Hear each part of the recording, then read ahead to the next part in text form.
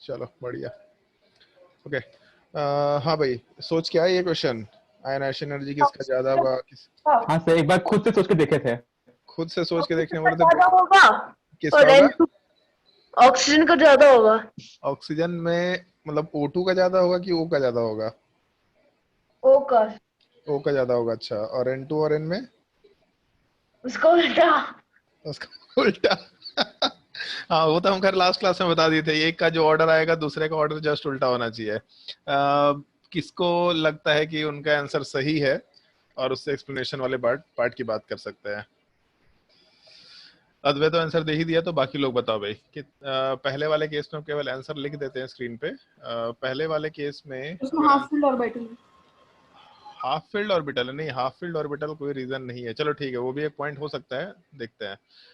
पहले वाले केस में आयनाइजेशन एनर्जी ऑक्सीजन वाले पार्ट का ज्यादा होगा एज कम्पेयर टू O2, लेकिन नाइट्रोजन वाले केस में हम लोग का आयनाइजेशन एनर्जी N2 का ज्यादा होगा एज कम्पेयर टू N। क्या रीजन हो सकता है? बताओ भाई, कोई। अद्वैत तुम ही बताओ, तुम्हारा आंसर है हाफ फील्ड ऑर्बिटल।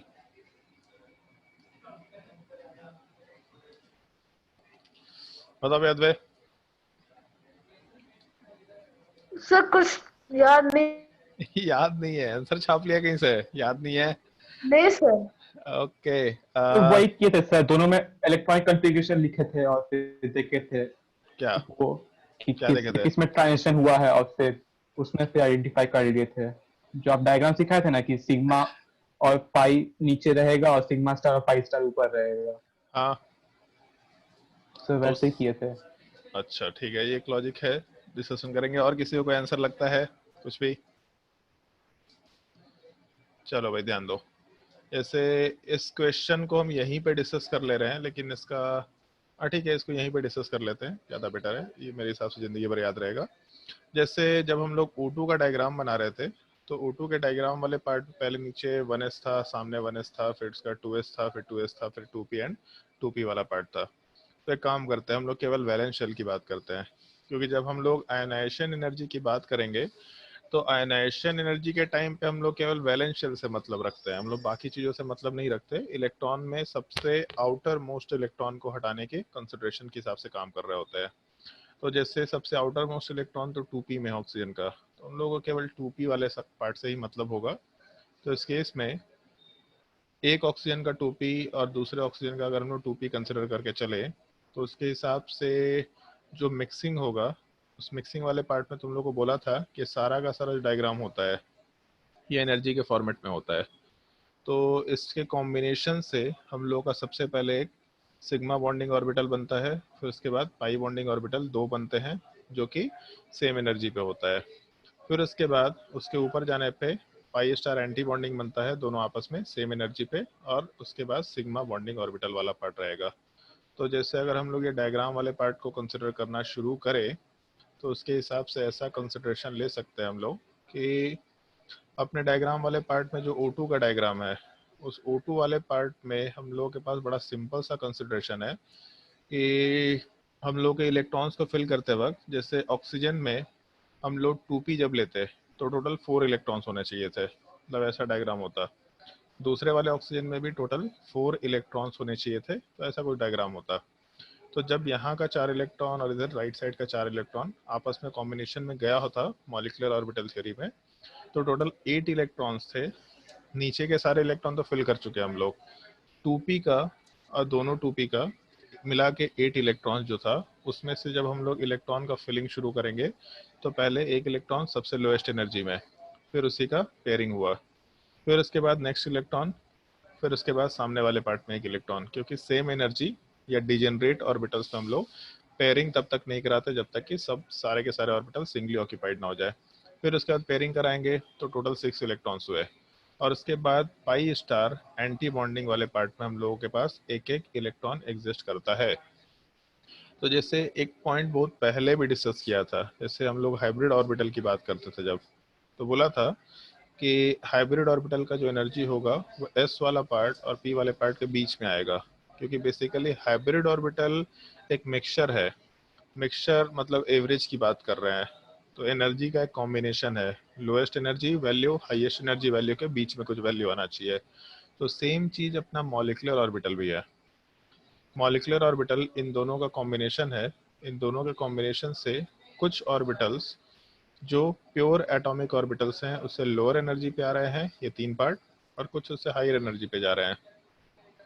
अब अगर हम लोग इलेक्ट्रॉन रिमूव करने की बात करें तो इस केस में जो O2 मॉलिक्यूल है, O2 मॉलिक्यूल से जब इलेक्ट्रॉन रिमूव करना है, आयोनाइजेशन एनर्जी का definition, the energy required to remove an electron from the outermost shell of the atom या फिर ऑफ द मॉलिक्यूल। तो अगर हम लोग O2 मॉलिक्यूल गैसियस लेके एटम। चले, हाँ भाई गैसियस एटम, ठीक है, बाय डिफॉल्ट मान के चलो। तो इस केस में हम लोग जो अपने इलेक्ट्रॉन को रिमूव कर रहे हैं वो पाई स्टार 2p से रिमूव कर रहे हैं अगर O2 लेके चलते तो, जबकि ऑक्सीजन के केस में हम लोग इलेक्ट्रॉन को 2p से रिमूव कर रहे हैं। और pi star anti bonding orbital में और अपने 2p वाले पार्ट में एटॉमिक ऑर्बिटल में ज़्यादा एनर्जी पे पाई स्टार है। तो हाइयर एनर्जी पे जो भी इलेक्ट्रॉन होगा उसको यहाँ से बाहर निकालने के लिए थोड़ा लोअर अमाउंट ऑफ एनर्जी चाहिए होगा। लेकिन अगर कोई इलेक्ट्रॉन थोड़े लोअर एनर्जी पे है तो उसको यहाँ से बाहर निकालने के लिए एटलीस्ट इतना एक्स्ट्रा एनर्जी देना पड़ेगा हम लोगों को। तो जब हम लोग O2 से इलेक्ट्रॉन हटाते तो पाई स्टार एंटी बॉन्डिंग से इलेक्ट्रॉन रिमूव होता, जबकि अगर हम लोग ऑक्सीजन से इलेक्ट्रॉन हटाएंगे तो नॉर्मल 2p ऑर्बिटल से इलेक्ट्रॉन रिमूव होगा। और इन दोनों में ज़्यादा एनर्जी हम लोगों के पास O2 के पाई स्टार एंटी बॉन्डिंग का है, तो वहाँ से इलेक्ट्रॉन रिमूव करना आसान है।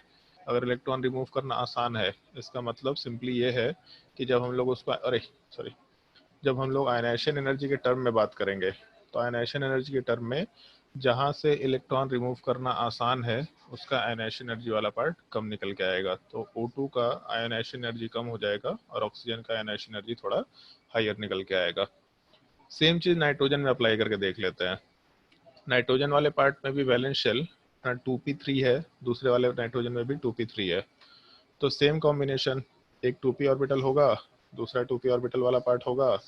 दोनों के कॉम्बिनेशन से इस बार जो ऑर्बिटल बना उसमें सबसे पहले हम लोग पाई बॉन्डिंग ऑर्बिटल बनाते हैं, फिर उसके बाद सिग्मा बॉन्डिंग ऑर्बिटल बनाते हैं, फिर उसके बाद हम लोग सिग्मा के जगह पे पाई स्टार एंटी बॉन्डिंग ही बनाते हैं, फिर उसके बाद सिग्मा वाला पार्ट बनाते हैं। तो अपने 2p में 3 इलेक्ट्रॉन्स हैं और दूसरे 2p में भी 3 इलेक्ट्रॉन्स हैं, तो टोटल 6 इलेक्ट्रॉन हो गए। अब इन 6 इलेक्ट्रॉन वाले पार्ट को अगर कंसिडर करके काम करें तो उसके हिसाब से हम लोग के पास एक छोटा सा कंसिडरेशन ये दे रखा कि इसमें जब इलेक्ट्रॉन फिल करना शुरू करेंगे, क्या हो गया भाई इसको, हाँ, जब इलेक्ट्रॉन फिल करना शुरू करेंगे तो इलेक्ट्रॉन फिल करते वक्त 6 इलेक्ट्रॉन्स वाले पार्ट में ये फर्स्ट इलेक्ट्रॉन, सेकेंड इलेक्ट्रॉन, फिर उसके बाद थर्ड इलेक्ट्रॉन, फोर्थ इलेक्ट्रॉन, फिर उसके बाद फिफ्थ और सिक्स्थ।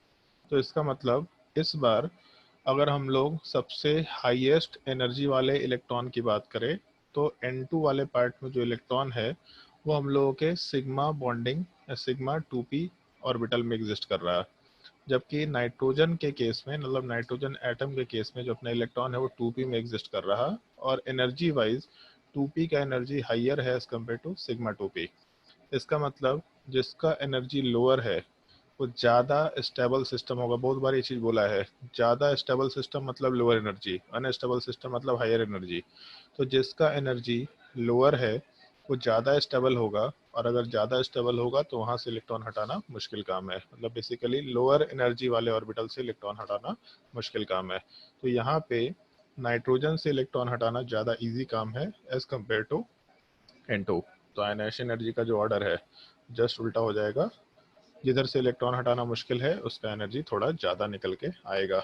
ये 2 सवाल पूछेगा ही पूछेगा जे एडवांस में, आज पूछे, कल पूछे, परसों पूछे, लेकिन ये आयनाइजेशन एनर्जी का सवाल और फ्लोरीन कलर्ड है ऑक्सीजन कलर्ड नहीं है, ये 2 सवाल कभी ना कभी पूछने वाला है डेफिनेटली। थोड़ा इन दोनों क्वेश्चंस का ध्यान रखना, मेरे हिसाब से इसमें कोई दिक्कत नहीं होना चाहिए। और इसके बाद फिर हम लोग का नेक्स्ट टॉपिक शुरू कर सकते हैं हम लोग। लेक्चर नंबर बुकलेट में भी होमवर्क था। अच्छा हाँ, बुकलेट में होमवर्क दिया था भाई। बुकलेट में अगर कोई डाउट है तो आराम से डाउट पूछ सकते। 98,110 क्या था? सर 98। 1 मिनट थोड़ा लाइन पे रहो। कहाँ है भाई वर्कशीट? वर्कशीट है। हाँ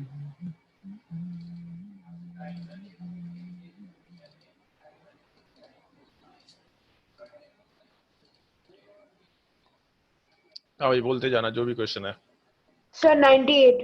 98। ओके 98 कहाँ गया भाई? क्वेश्चन नंबर 98 में which of the following is wrong with respect to the property.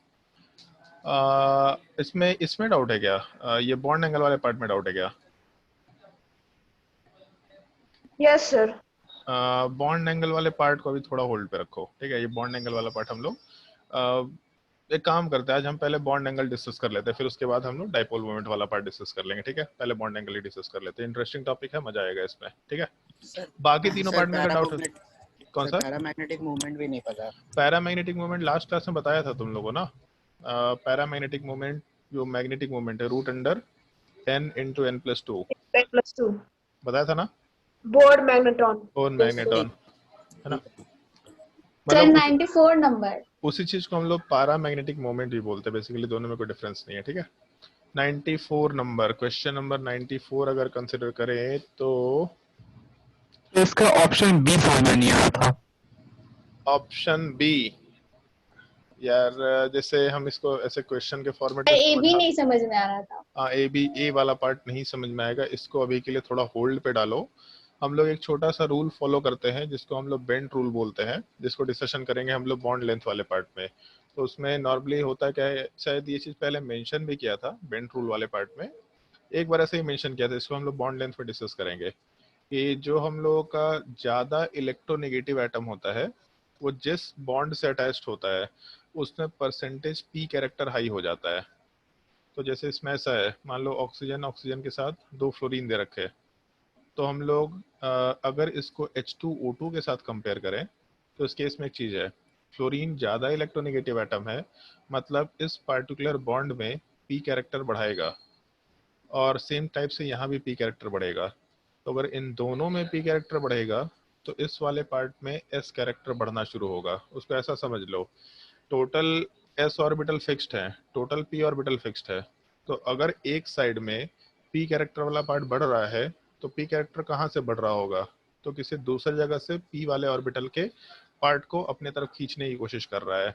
तो बेसिकली मान के चले कि इन तीनों बॉन्ड्स में अगर पी का इक्वल डिवीजन था तो फ्लोरीन होने की वजह से पी वाले पार्ट का डिवीजन यहाँ पे और पहले वाले केस में बढ़ना शुरू हो गया, बीच में घटना शुरू हो गया। तो उसको एडजस्ट करने के लिए बाकी जगह का जो एस कैरेक्टर है वो पार्ट घटना शुरू हो जाएगा, बीच वाले पार्ट में एस कैरेक्टर बढ़ना शुरू हो जाता है। और S orbital, P orbital, D orbital और एफ ऑर्बिटल में सबसे छोटा साइज एस का होता है, फिर पी का, फिर डी का। ये चीज पहले भी डिस्कस किया था। sp2 sp3 में सबसे लार्जर साइज sp3 का होता है क्योंकि उसमें p कैरेक्टर हाई होता है।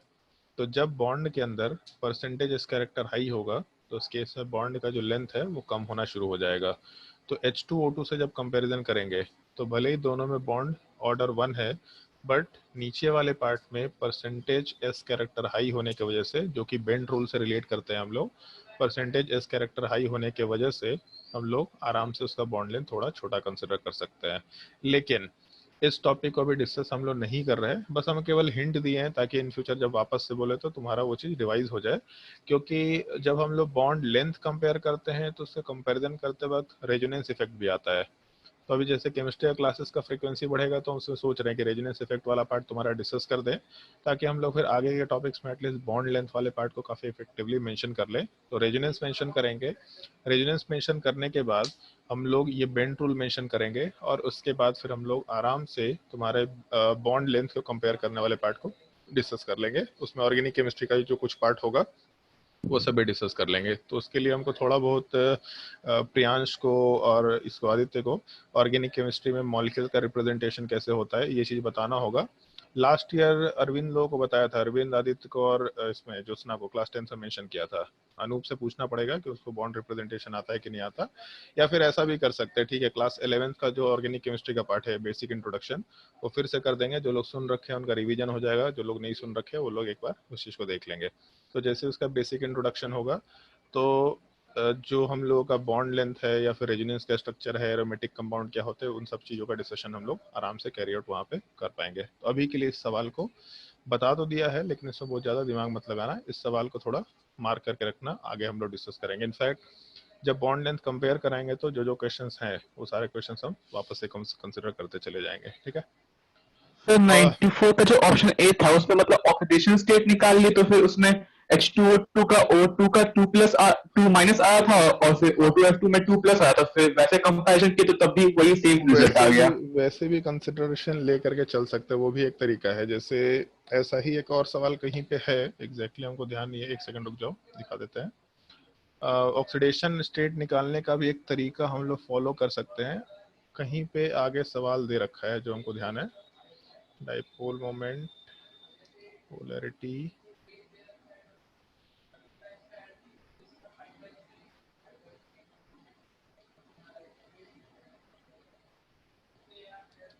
एक टॉपिक होगा, हाँ बॉन्ड ऑर्डर जो है ना, इसमें ये चीज शायद दे रखा होगा, इसके आगे दे रखा होगा। एक क्वेश्चन वाले पार्ट में हम लोग बॉन्ड ऑर्डर निकालते वक्त या फिर बॉन्ड लेंथ निकालते वक्त ऑक्सीडेशन नंबर के हिसाब से भी काम कर सकते हैं। एक दो क्वेश्चन दे रखा है जो हम लोग को डिस्कस करना। अच्छा हाँ, एक ये क्वेश्चन तुम लोग नोट कर लो भैया, अभी होमवर्क नोट कर लो। हम ये बहुत पहले से सोच रखे थे होमवर्क देने के लिए, बट हमको दिख नहीं रहा था क्वेश्चन। ये क्वेश्चन नंबर 214, ये क्वेश्चन सोच करके आना, बहुत अच्छा सवाल है ये, मतलब काफी दिमाग लगेगा। इसका क्वेश्चन ऐसे सॉल्व करना बता दे रहे हैं। पहले क्वेश्चन पढ़ना, अपने हिसाब से सोचना आंसर क्या होगा, और मेरे हिसाब से तुम लोग जो आंसर सोचेगा वो आंसर गलत निकल के आएगा, ठीक है। फिर आराम से आंसर देखना, आंसर के हिसाब से सोचना कि ये आंसर आया कैसे, बट ट्राई करना कि इस क्वेश्चन के आंसर तक डायरेक्टली खुद से पहुंच पाए, ठीक है। इस क्वेश्चन को ढंग से ट्राई करना। क्वेश्चन नंबर 214 बहुत अच्छा क्वेश्चन है ये।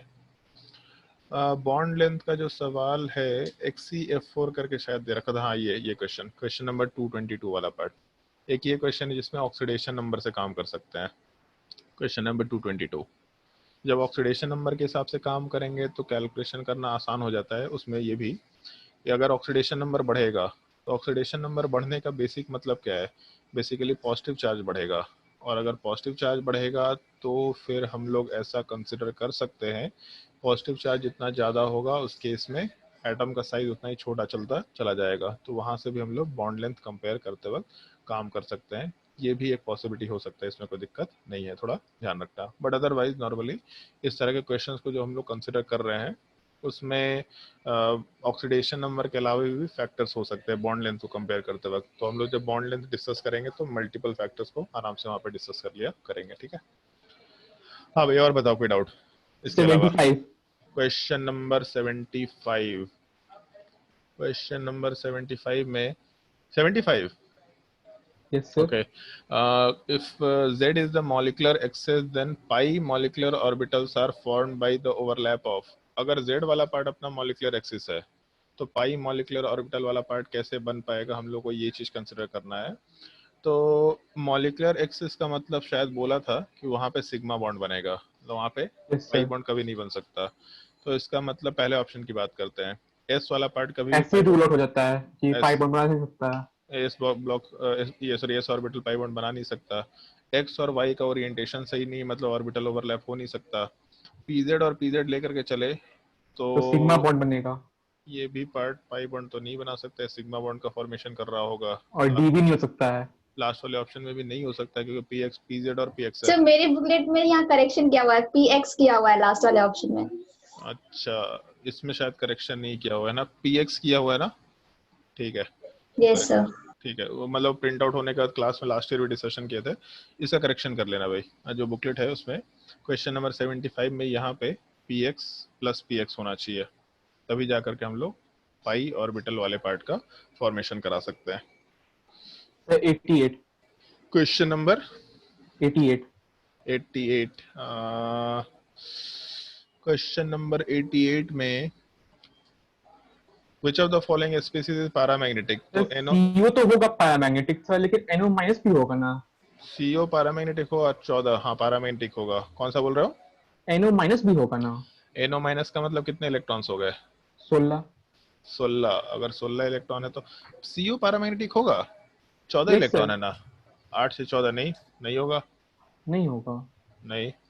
अगर CO लेके चलते हैं तो CO वाले पार्ट में 14 इलेक्ट्रॉन तो है, तो अगर 14 इलेक्ट्रॉन है तो किसका सिस्टम फॉलो करे, O2 या N2 का? N2। N2 का। और अगर N2 का फॉलो करेंगे तो 8 इलेक्ट्रॉन छोड़ दिया, फिर उसके बाद पाई टू पी सिग्मा, 8 के बाद 10 12 14, तो पैरामैग्नेटिक कहाँ से हो जाएगा? अच्छा, एक सेकंड रुक जाओ विशाल सर, अभिषेक सर,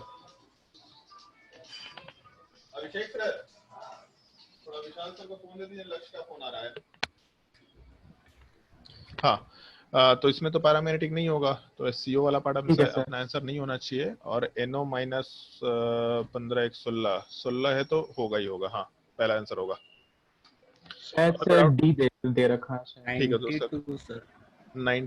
92 नंबर क्वेश्चन अगर कंसिडर करेंगे तो तो 86। चलो 86 पहले कंसिडर कर लेते हैं, 86 यहीं पे दिख रहा है। क्वेश्चन नंबर 86 वाले पार्ट में ऐसा मेंशन किया है, एक मिनट, हाँ, pick out the correct statement और pick out the incorrect statement. N2 has greater bond energy than N2 plus. तो बॉन्ड एनर्जी का मतलब सबसे पहले लेक्चर में एक्सप्लेन किया था, बॉन्ड को ब्रेक करने के लिए जितना एनर्जी देना पड़ता है that is called as bond energy या बॉन्ड डिसोसिएशन एनर्जी।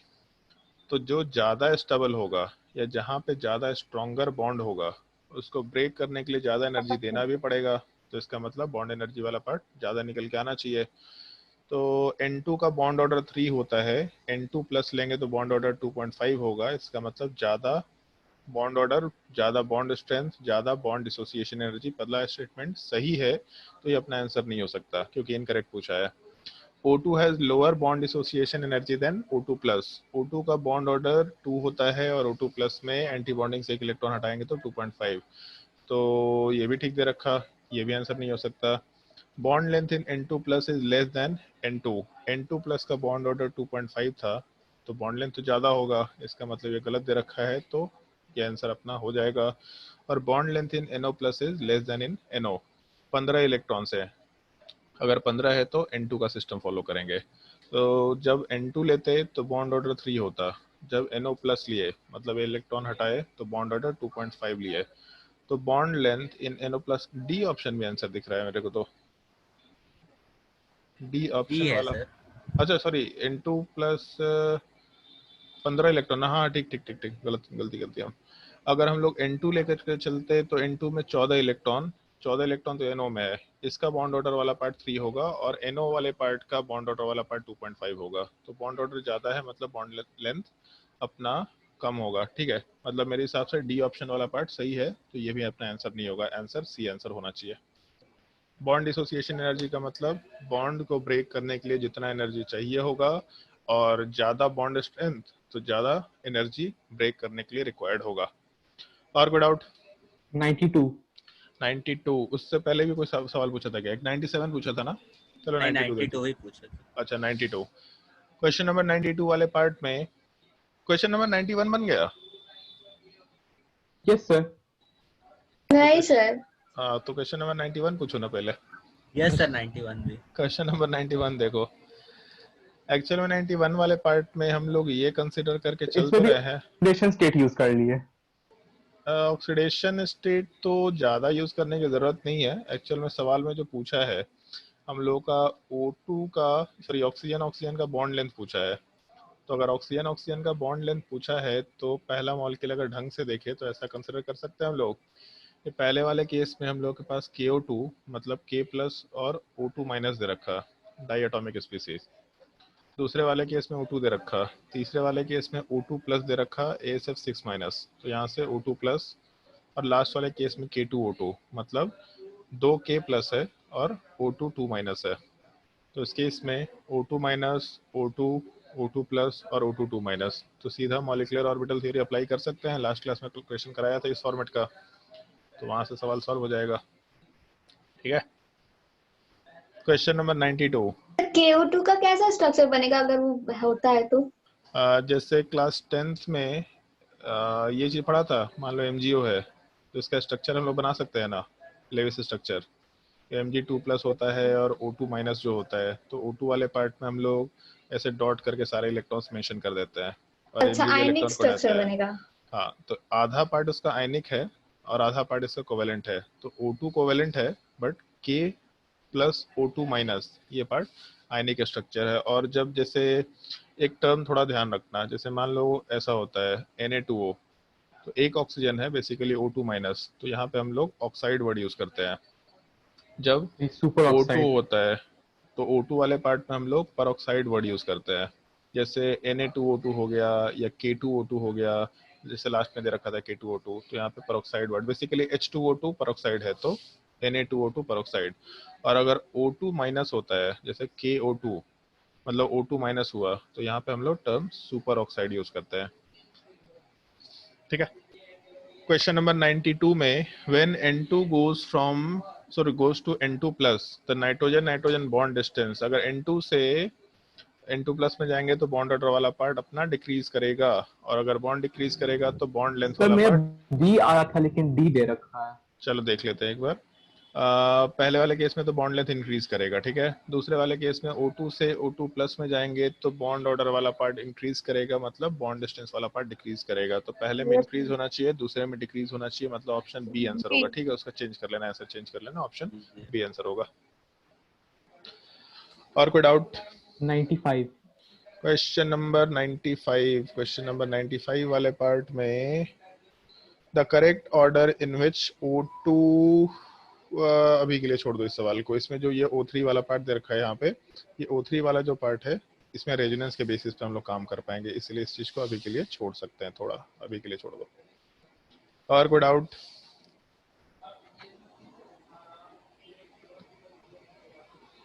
$104.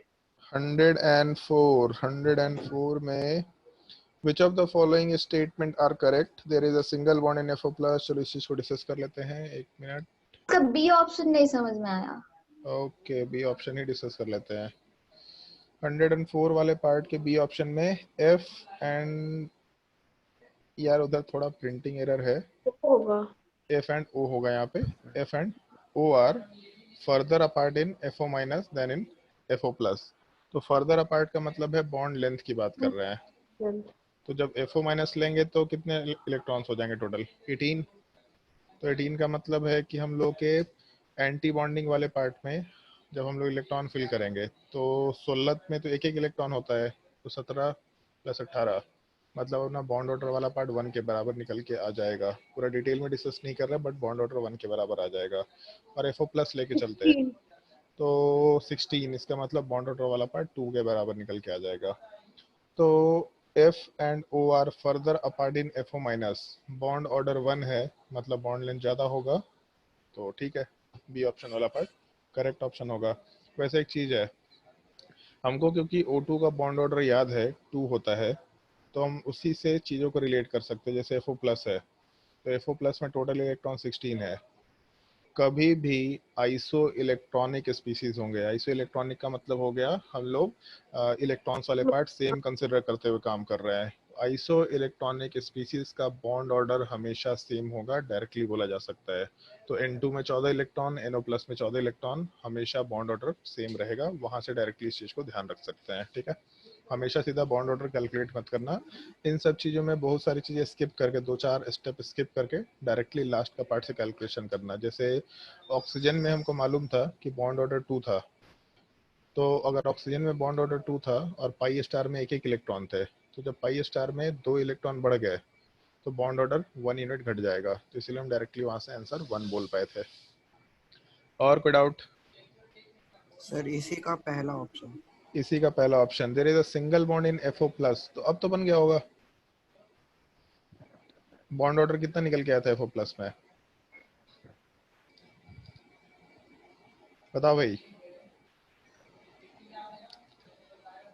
अगर FO+ लेके चले तो FO+ में टोटल 16 इलेक्ट्रॉन है, मतलब बॉन्ड ऑर्डर वाला पार्ट 2 होगा। तो बॉन्ड ऑर्डर का लास्ट क्लास में क्या मतलब बताया था, कितने बॉन्ड्स हैं। अगर बॉन्ड ऑर्डर 1 तो एक तो बॉन्ड, गलत बॉन्ड ऑर्डर होगा। 2, तो ये तो गलत हो गया। सवाल ने पूछा है करेक्ट स्टेटमेंट, ये नहीं आंसर होना चाहिए था। आंसर दे रखा है क्या ये अनूप? नहीं सर। हाँ ठीक है, तो ये आंसर नहीं होगा। और कोई डाउट?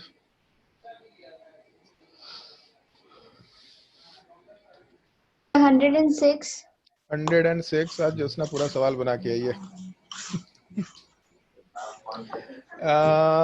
ठीक है, ये वैसे हम हिंट बहुत पहले दिए थे तुम लोगों को कि सवाल ने पूछा है which of the following species is paramagnetic, ठीक है।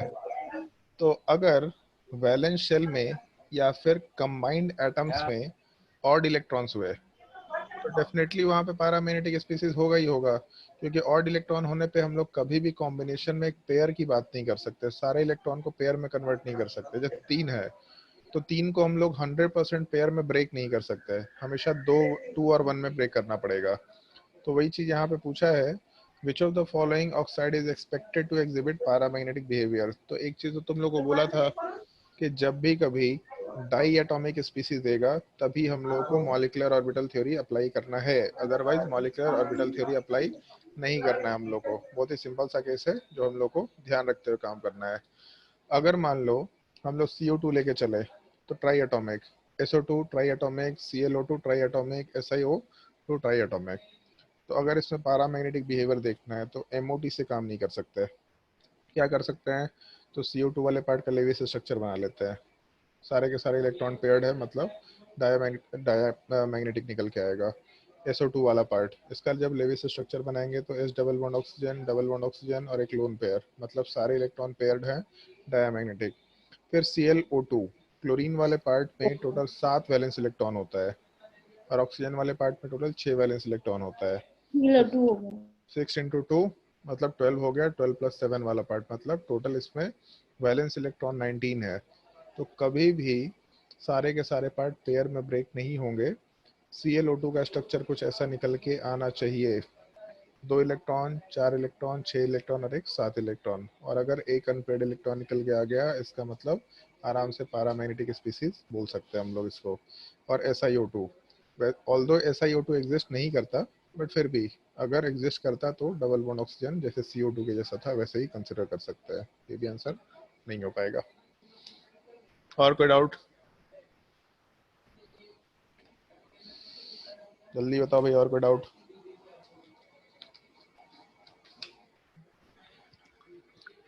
सर 101।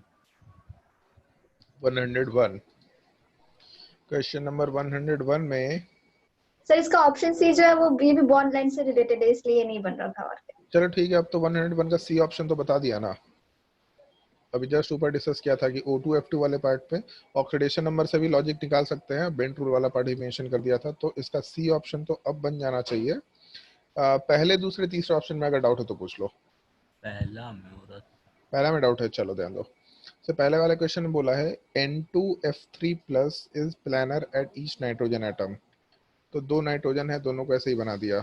उसके बाद 3 फ्लोरीन है, तो फ्लोरीन वाला पार्ट डबल बॉन्ड तो नॉर्मली नहीं बना सकता। तो एक काम करते हैं, 2 फ्लोरीन को ऐसा डाल देते हैं और एक फ्लोरीन को और किसी एक नाइट्रोजन के लिए प्लेस कर देते हैं। तो अगर हम लोग कंसिडरेशन लेके चलेंगे तो N2F3 प्लस ऐसा कंसिडर किया जा सकता है स्ट्रक्चर मेरे हिसाब से, क्योंकि पहले नाइट्रोजन का 3 बॉन्ड पूरा हो गया, दूसरे नाइट्रोजन का 4 बॉन्ड तो है बट एक पॉजिटिव चार्ज वाला पार्ट है। तो इस नाइट्रोजन के ऊपर एक लोन पेयर दूसरे वाले पे नहीं है। पहले वाले केस में हाइब्रिडाइजेशन sp2 निकल के आएगा, दूसरे वाले केस में भी हाइब्रिडाइजेशन sp2 निकल के आएगा, और अगर sp2 निकल के आएगा तो शेप होता है ट्राइगोनल प्लानर या फिर ट्रायंगुलर प्लानर स्ट्रक्चर। तो दोनों नाइट्रोजन के लॉन्ग ट्रायंगुलर प्लानर स्ट्रक्चर है, इसका मतलब पहला ऑप्शन वाला पार्ट हम लोगों का सही है। सवाल में इनकरेक्ट पूछा है, मतलब ये आंसर नहीं होना चाहिए। समझ आएगा? Yes sir. तो ऐसा स्ट्रक्चर नहीं हो सकता है कि जो एकदम लेफ्ट वाला फ्लोरीन है उसमें प्लस चार्ज आ जाए, फिर वो डबल बॉन्ड बना ले नाइट्रोजन से और बीच में सिंगल बॉन्ड रहे? ये बोलना चाह रहा है कि जैसे, एक मिनट रुक जाओ,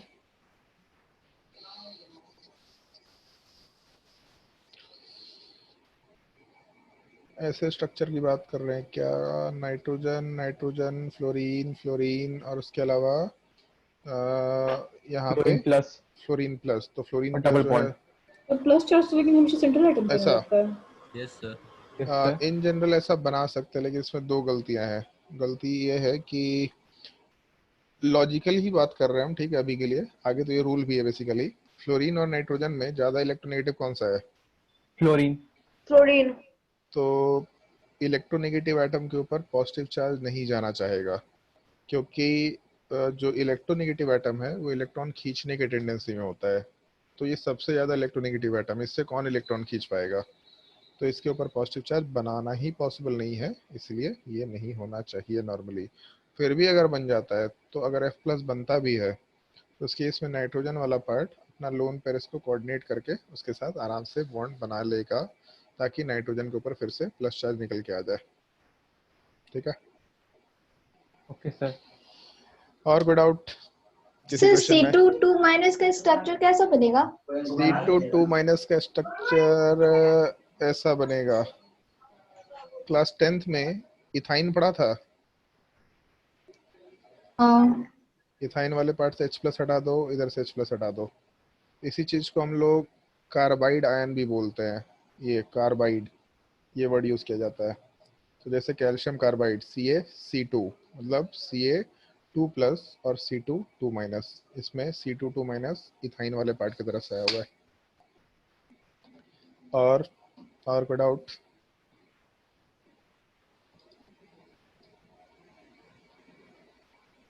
जल्दी पूछो, कोई दुविधा, कोई परेशानी?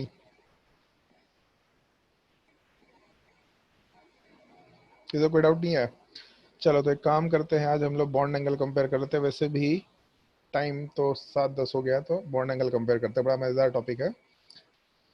और बॉन्ड पैरामीटर में फिर हम लोग के पास एक ये पार्ट बचा रह जाएगा, बॉन्ड लेंथ, जिसके लिए हम लोग को थोड़ा बहुत ऑर्गेनिक केमिस्ट्री डिस्कस करना होगा। फिर उसके बाद रेजोनेंस वाले पार्ट के बाद हम लोग उसमें आराम से डिस्कशन करते वक्त बॉन्ड लेंथ कंपेयर करने से पहले हम लोग बेंड रूल वाला पार्ट डिस्कस करेंगे। तो उस चीज़ का डिस्कशन हम लोग थोड़ा लंबे टाइम के लिए आराम से करते चले जाएंगे।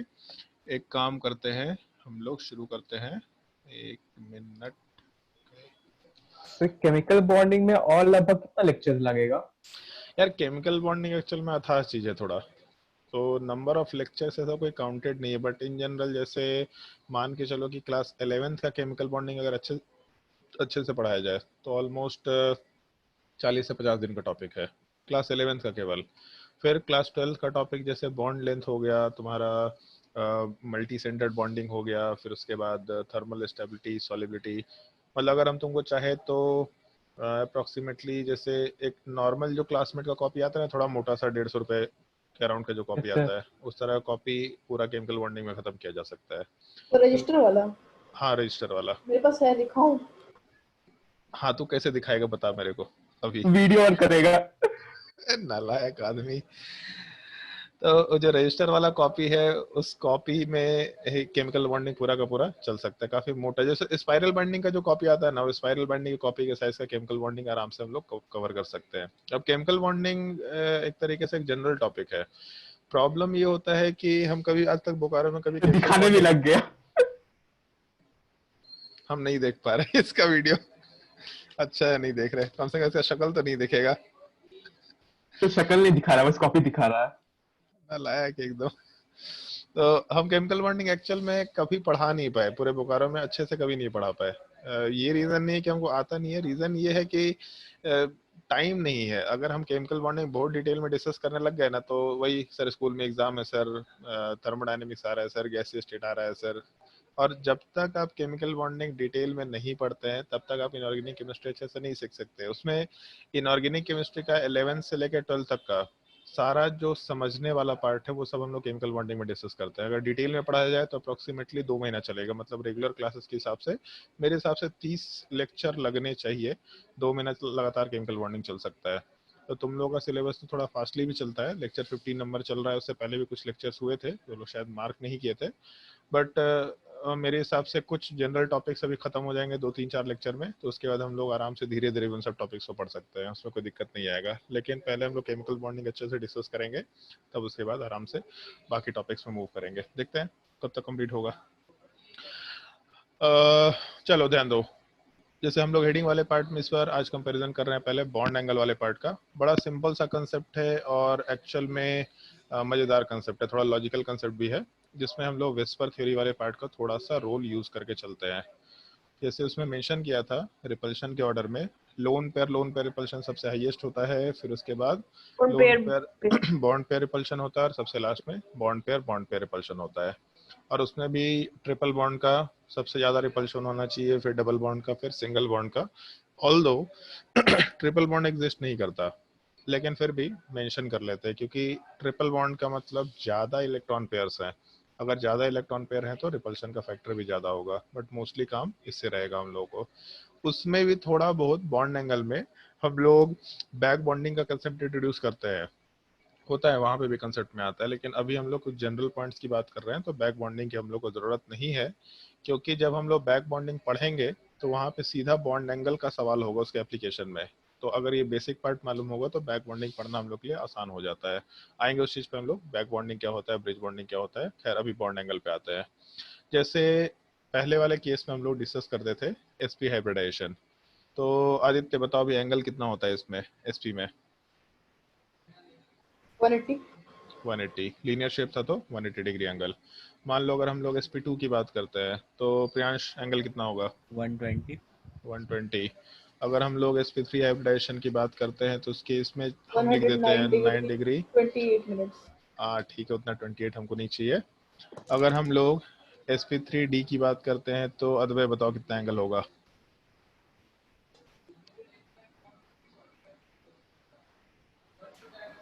गूगल मत करो, ऐसे ही बताओ। तो दो एंगल आएगा ना इसमें, तो एक 120. 3 एंगल आएगा सर। ये जानना तो चाह रहे तरफ थे। का 90 90 डिग्री। और एक 120. 120 अद्वैय गायब हो और गया क्या? तो 90 120. 90 और 120 केवल पक्का? 180 भी आएगा, एक दो जो ऊपर नीचे 90 होता 120 और 180, ठीक है। ट्रायंगुलर पाइरामिडल. 90 वाला पार्ट एक्सियल इक्वेटोरियल में आएगा, और इक्वेटोरियल इक्वेटोरियल में 120, और एक्सियल एक्सियल वाले पार्ट में हम लोग 180 की बात कर सकते हैं। फिर उसके बाद ज्योत्सना बताओ sp3d2 में क्या एंगल आएगा?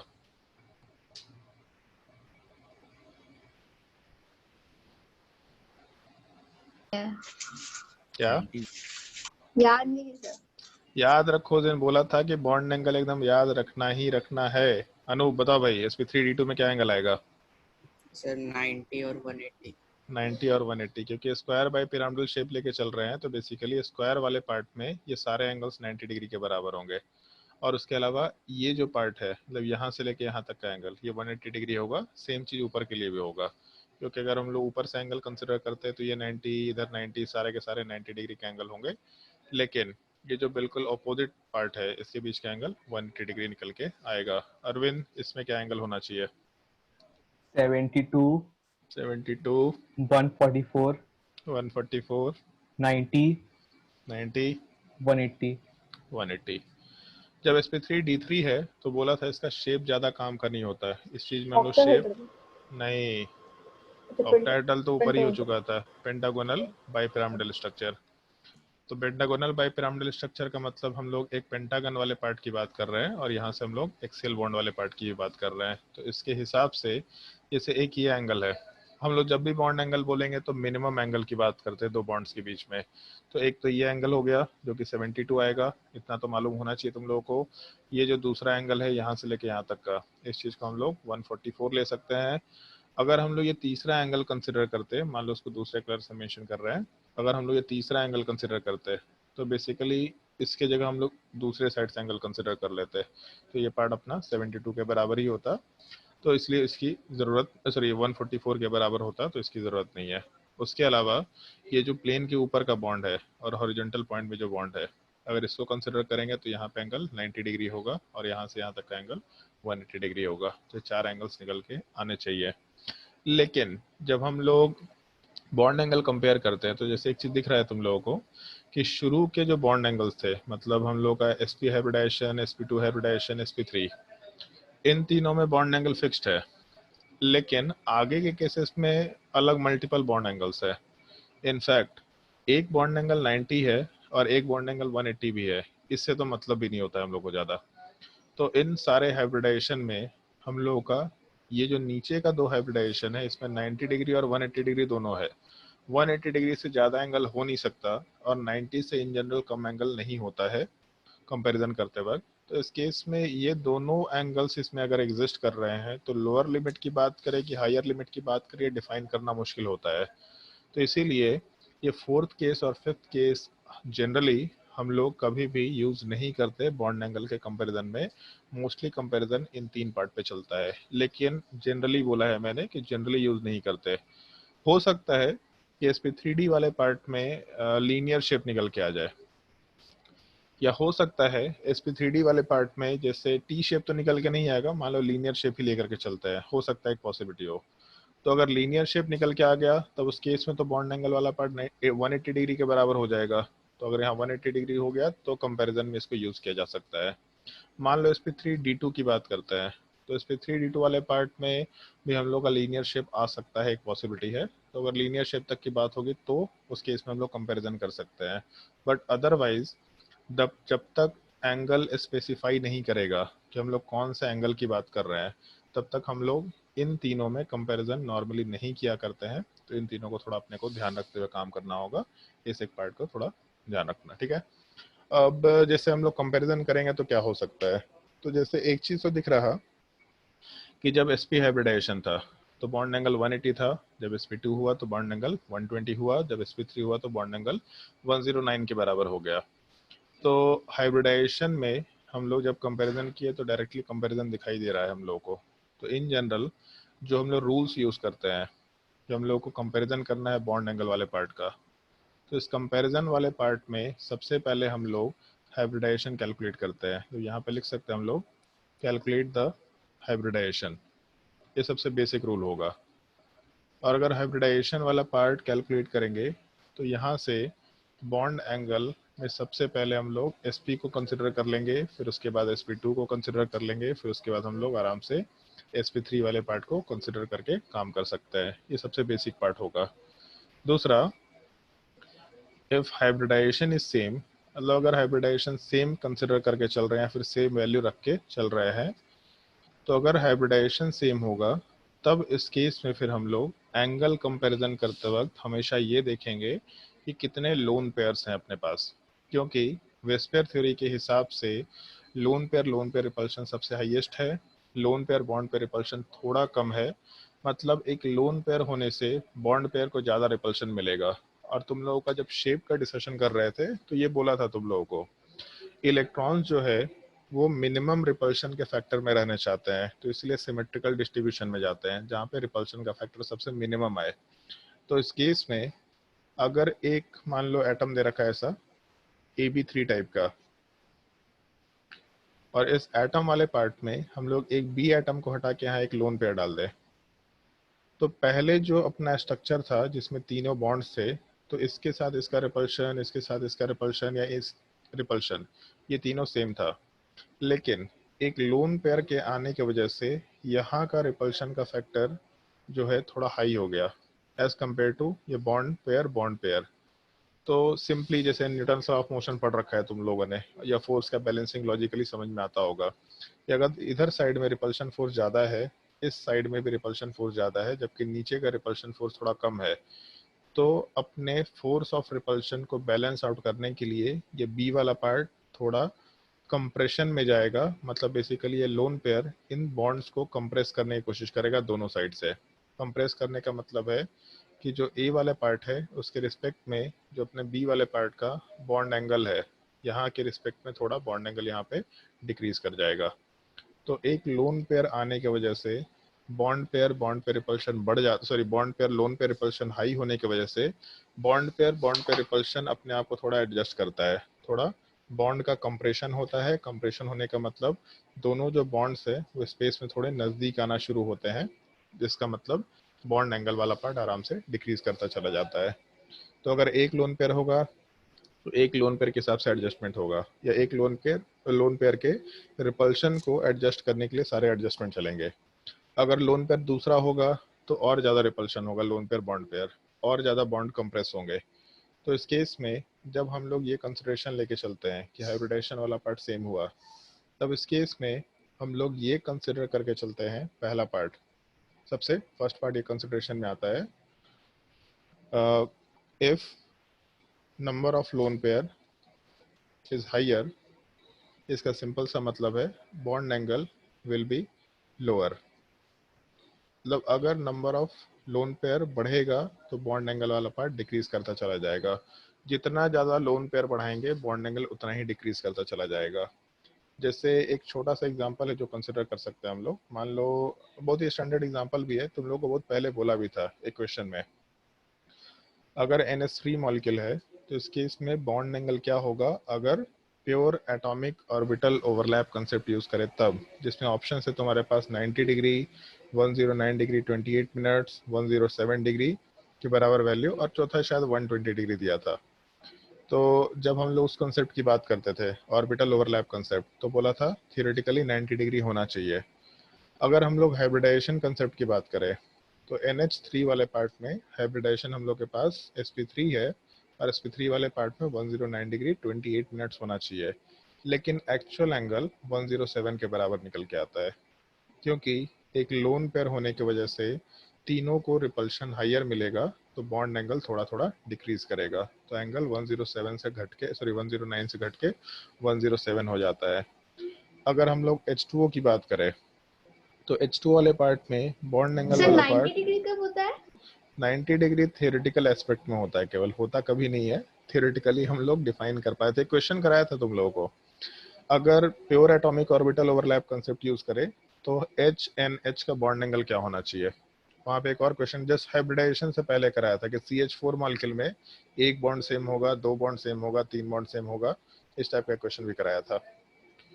तो उसी पार्ट में अगर मान लो कि हम लोग H2O की कंसिडरेशन को लेके चले तो H2 वाले पार्ट में बॉन्ड एंगल 104 डिग्री आता है। कैसे आ रहा? तो ऑक्सीजन वाले पार्ट में दो लोन पेयर और दो हाइड्रोजन वाला पार्ट, मतलब sp3 हाइब्रिडाइजेशन, और अगर sp3 है तो बॉन्ड एंगल तो 109 डिग्री होना चाहिए, लेकिन यहाँ दो लोन पेयर होने की वजह से एक तो शेप याद होगा तुम लोगों को, बेंड शेप है, तो एक लोन पेयर बॉन्ड को कंप्रेस करेगा, दूसरा लोन पेयर भी बॉन्ड को कंप्रेस करेगा। तो अपना जो बॉन्ड एंगल वाला पार्ट है ये 109 से घटता तो है, लेकिन 107 के रिस्पेक्ट में और ज़्यादा घटता है, इसीलिए बॉन्ड एंगल वाला पार्ट 109 की जगह 107 भी नहीं है, एंगल और घट के 104 डिग्री के बराबर होता है। तो पहला चीज़, अगर हाइब्रिडाइजेशन डिफरेंट है तब तो अपना काम आसानी से हो गया, बट अगर हाइब्रिडाइजेशन सेम है तब उस केस में पहला कंसिडरेशन ये देखो कि हम लोग के लोन पेयर्स कितने हैं। अगर तो लोन पेयर 105 क्यों नहीं है? कौन सा? 105 क्यों नहीं है?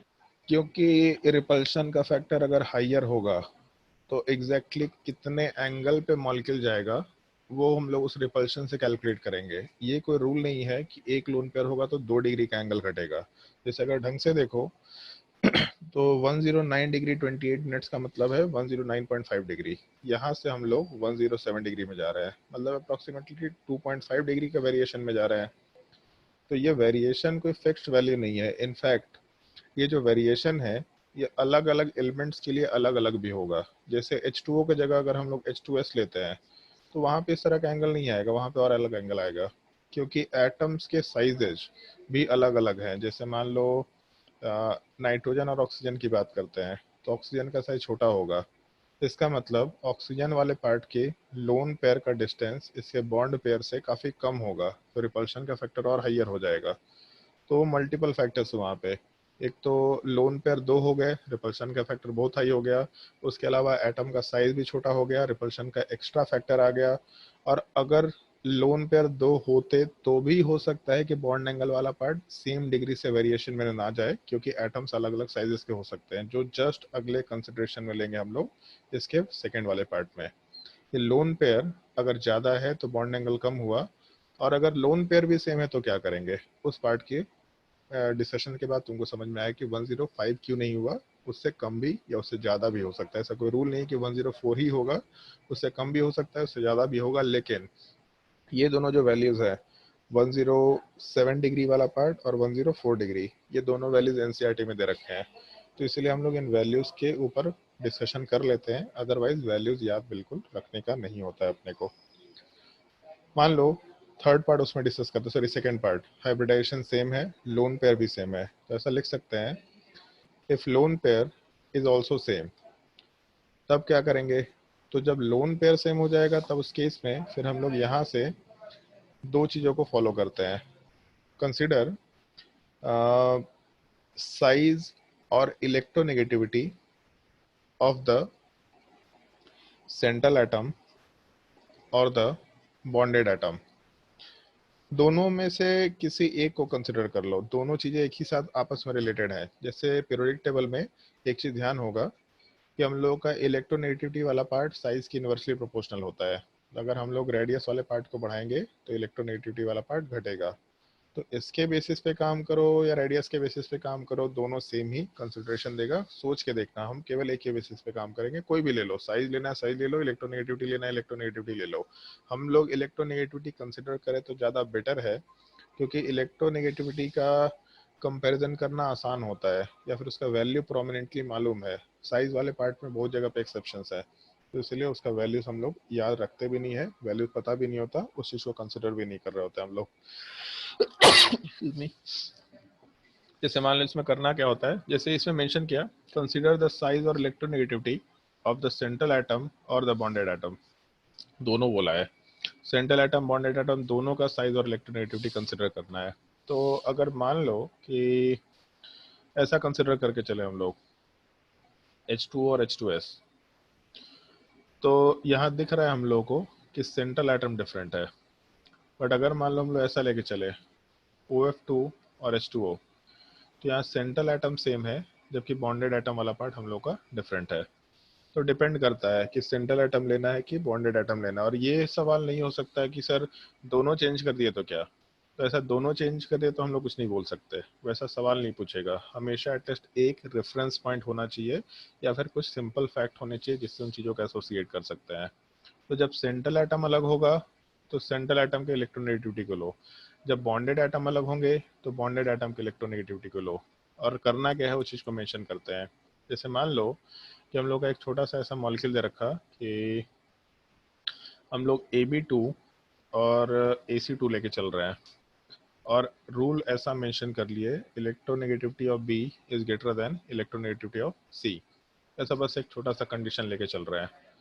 तो इससे होगा क्या, मान के चलते हैं कि दोनों में number of lone pair exactly same है, क्योंकि सेंट्रल एटम सेम है, बॉन्ड वाला पार्ट सेम बन रहा, तो ऐसा डायग्राम लेके चल लेते हैं। अगर सेंट्रल एटम सेम है तो भले ही हो सकता है कि सेंट्रल एटम ज़्यादा इलेक्ट्रोनेगेटिव हो, लेकिन उसको कंसिडर मत करना। सेंट्रल एटम वाला पार्ट अगर सेम है तो सिंपली बस ये देखना कि बॉन्डेड एटम का इलेक्ट्रोनेगेटिविटी का ऑर्डर क्या निकल के आएगा। जैसे अगर बी वाला पार्ट ज़्यादा इलेक्ट्रोनेगेटिव है तो इलेक्ट्रोनेगेटिविटी के डिफिनेशन के हिसाब से ज़्यादा इलेक्ट्रोनेगेटिव ये जो बॉन्ड पेयर ऑफ इलेक्ट्रॉन्स है इसको अपने तरफ खींचेगा। तो ये दूसरा वाला पार्ट भी ये बॉन्ड पेयर ऑफ इलेक्ट्रॉन जो लॉजिकली सेंटर पे होना चाहिए इसको अपने तरफ खींचेगा। ये इलेक्ट्रोनेगेटिविटी का बेसिक डेफिनेशन है, the tendency to pull the shared pair of electron. तो जो इलेक्ट्रॉन्स यहाँ पे मिड में होने चाहिए लॉजिकली, जैसे ऐसा लिख देते हैं A और B बॉन्ड है, अगर बॉन्ड बिल्कुल मिड में होना चाहिए तो जो इलेक्ट्रॉन या जो एटम ज़्यादा इलेक्ट्रोनेगेटिव है वो इस शेयर्ड पेयर ऑफ इलेक्ट्रॉन या बॉन्ड पेयर ऑफ इलेक्ट्रॉन को अपने तरफ ज़्यादा खींचना चाहेगा। और इसी का एक एप्लीकेशन डाइपोल मोमेंट भी है। इसके होने से मतलब शिफ्टिंग ऑफ इलेक्ट्रॉन के होने की वजह से डाइपोल क्रिएट होता है, वो हम लोग आगे डिस्कस करेंगे। तो इसके पहले हम लोग हाइड्रोजन बॉन्डिंग से पहले हम लोग डाइपोल मोमेंट ही डिस्कस करेंगे वैसे, ठीक है। तो इस केस में यहाँ वाले पार्ट से जो अपना सेंट्रल एटम है उससे इलेक्ट्रॉन थोड़ा ज़्यादा इलेक्ट्रोनेगेटिव एटम की तरफ शिफ्ट कर गया। तो ऐसा कंसिडर कर सकते थे यहाँ पे ए वाले पार्ट के साथ बी वाला पार्ट तो एग्जिस्ट कर रहा था, बट जो अपने इलेक्ट्रॉन पेयर्स थे, जो बॉन्ड पेयर ऑफ इलेक्ट्रॉन्स है, वो बी की तरफ चले गए। तो एक चीज़ कंसिडर तो कर ही सकते हैं कि यहाँ जो डिस्टेंस है दोनों बॉन्ड पेयर ऑफ इलेक्ट्रॉन्स में और दूसरे वाले केस में जो डिस्टेंस है बॉन्ड पेयर ऑफ इलेक्ट्रॉन्स में, इन दोनों में देख के मालूम पड़ रहा है कि सेकेंड वाले केस में डिस्टेंस ज़्यादा है। तो जो लोन पेयर होता उसके वजह से रिपल्शन तो एग्जैक्टली सेम टाइप का निकलना चाहिए था, लेकिन अगर हम लोग लोन पेयर के कंसिडरेशन को छोड़ के चले तो उस केस में एक चीज़ दिख रहा है हम लोगों को कि ज़्यादा इलेक्ट्रोनेगेटिव एटम, जैसे अच्छा ठीक है पहले सी वाले पार्ट से भी कंपैरिजन करना है। सी वाले पार्ट में इलेक्ट्रोनेगेटिविटी कम है तो ये भी पार्ट इलेक्ट्रॉन को खींचेगा अपने तरफ, लेकिन थोड़ा कम खींच पाएगा। कम खींच पाने का मतलब है कि जो सी वाला पार्ट है तो जितना इलेक्ट्रॉन पेयर बी के क्लोज आया उतना सी के क्लोज निकल के नहीं आ पाएगा, यहाँ से गैप ज़्यादा रहेगा। तो ये जो डिस्टेंस है अपना दोनों के बॉन्ड पेयर्स के बीच में, अगर हम लोग पहले स्ट्रक्चर और दूसरे स्ट्रक्चर में कंपेयर करें तो पहले स्ट्रक्चर में बॉन्ड पेयर ऑफ इलेक्ट्रॉन्स का डिस्टेंस ज़्यादा है, और अगर इलेक्ट्रॉन्स का डिस्टेंस ज़्यादा है तो ये फॉर्मूला हम लोगों ने डिस्कस कर रखा है K1Q2/R²। डिस्टेंस वाला पार्ट जितना ज़्यादा होगा इलेक्ट्रॉन्स के बीच में, जो फोर्स है वो उतना ही कम होता जाएगा। तो बॉन्ड पेयर ऑफ इलेक्ट्रॉन्स जिसमें ज़्यादा इलेक्ट्रोनेगेटिव एटम अटैच था उस केस में ज़्यादा डिस्टेंस पे चले गए। अगर ज़्यादा डिस्टेंस पे गए इसका मतलब बॉन्ड पेयर रिपल्शन जो है वो घट गया, और अगर बॉन्ड पेयर रिपल्शन घट गया तो ये जो बॉन्ड्स हैं ये आपस में थोड़ा क्लोज आ सकते हैं, क्योंकि ऊपर से इसको कंप्रेशन तो मिल ही रहा है। तो ज़्यादा इलेक्ट्रोनेगेटिव एटम होने की वजह से बॉन्ड पेयर ऑफ इलेक्ट्रॉन्स जो है ये पार्ट थोड़े ज़्यादा डिस्टेंस पे चले जाते हैं अगर बॉन्डेड एटम में कंसिडरेशन लेके चले तब। और अगर in bond pair of electrons का डिस्टेंस बढ़ गया तो बॉन्ड पेयर रिपल्शन घट गया, तो हम लोग के जो बॉन्ड्स हैं ये आपस में थोड़ा नज़दीक आ सकते हैं, ताकि लोन पेयर के रिपल्शन को ये पार्ट एडजस्ट कर पाए। यहाँ पे डिस्टेंस कम है, मतलब बॉन्ड पेयर रिपल्शन का जो फैक्टर है वो थोड़ा हाई है, और अगर बॉन्ड पेयर रिपल्शन का फैक्टर हाई है तब इस केस में ऐसा आराम से बोल सकते हैं कि रिपल्शन का फैक्टर हाई होने के वजह से हम लोग का ये पार्ट उतना नज़दीक नहीं आना चाहेगा। मान के चलते कि नज़दीक आएगा तो भी उतना नज़दीक नहीं आना चाहेगा जितना पहले वाले केस में आया था। तो अगर ये बी एटम और ये बी एटम प्लेन में नज़दीक आएंगे, मतलब बेसिकली ऐसा स्ट्रक्चर कंसिडर कर सकते हैं कि ये बी वाला पार्ट यहाँ कहीं आएगा, दूसरा बी वाला पार्ट यहाँ कहीं आएगा, मतलब बॉन्ड एंगल वाला पार्ट थोड़ा घट जाएगा। ये सी वाला पार्ट आएगा लेकिन थोड़ा कम ही डिस्टेंस पे आ पाएगा, यहाँ बॉन्ड एंगल वाला पार्ट थोड़ा हायर रहेगा। ये हम लोग जब बॉन्डेड एटम का इलेक्ट्रोनेगेटिविटी अलग होता है तब के लिए कंसिडर करते हैं। एक और कंसिडरेशन ले सकते हैं, जैसे मान लो ऐसा केस है AB2 और CB2, और रूल ये मान लेते हैं electronegativity of C greater than A, तब क्या होगा। तो पहला चीज़, इस बार बॉन्डेड एटम सेम है लेकिन सेंट्रल एटम वाला पार्ट हम लोग का डिफरेंट है। तो सेंट्रल एटम का इलेक्ट्रोनेगेटिविटी कंसिडर करो। मान के चलते हैं कि ए बी में ए ज़्यादा इलेक्ट्रोनेगेटिव है, बी सी में भी सी ज़्यादा इलेक्ट्रोनेगेटिव है, तो दोनों के दोनों अपने बॉन्ड पेयर ऑफ इलेक्ट्रॉन्स को सेंट्रल एटम की तरफ खींचता हुआ दिखा सकेगा दोनों केसेस में। लेकिन इलेक्ट्रोनेगेटिविटी अगर सी का ज़्यादा है तो लॉजिकली सी वाले पार्ट अपने इलेक्ट्रॉन पेयर्स को ज़्यादा नज़दीक खींचेगा एज कम्पेयर टू ए वाला पार्ट। तो ए में दोनों इलेक्ट्रॉन्स वाले पार्ट ज़्यादा डिस्टेंस पे होंगे, सी में दोनों इलेक्ट्रॉन्स वाले पार्ट कम डिस्टेंस पे होंगे। इसका मतलब बॉन्ड पेयर रिपल्शन हाइयर होगा सी वाले पार्ट में, मतलब इस सेकेंड वाले केस में। और अगर इन दोनों का रिपल्शन हाइयर हुआ तो रिपल्शन को एडजस्ट करने के लिए ये दोनों बॉन्ड्स थोड़ा बाहर जाना चाहेंगे। बाहर नहीं भी जाएंगे, मान लो लोन पेयर का रिपल्शन है तो बाहर नहीं भी जाएंगे, तो भी जो कंप्रेशन होता है यहाँ पे वो कंप्रेशन का अमाउंट कम होगा। बट हम लोग उसको सिंपल लैंग्वेज में ऐसा बोलेंगे, दोनों एटम बाहर जाएंगे, ये दोनों एटम भी बाहर जाएंगे, लेकिन क्योंकि यहाँ रिपल्शन का फैक्टर ज़्यादा है तो ये ज़्यादा दूरी पे चले जाएंगे एज कम्पेयर टू फर्स्ट वाला पार्ट। तो अगर ज़्यादा दूरी पे जाएंगे तो बॉन्ड एंगल ज़्यादा इंक्रीज किया जा सकता है। तो पहला काम हाइब्रिडाइजेशन देखो, अगर हाइब्रिडाइजेशन सेम है तो दूसरा काम बॉन्ड एंगल वाले पार्ट को कंपेयर करते वक्त हमेशा ये देखो, सॉरी पहले तो हाँ ठीक है हाइब्रिडाइजेशन देखो, फिर उसके बाद बॉन्ड एंगल को कंपेयर करने के लिए लोन पेयर देखो।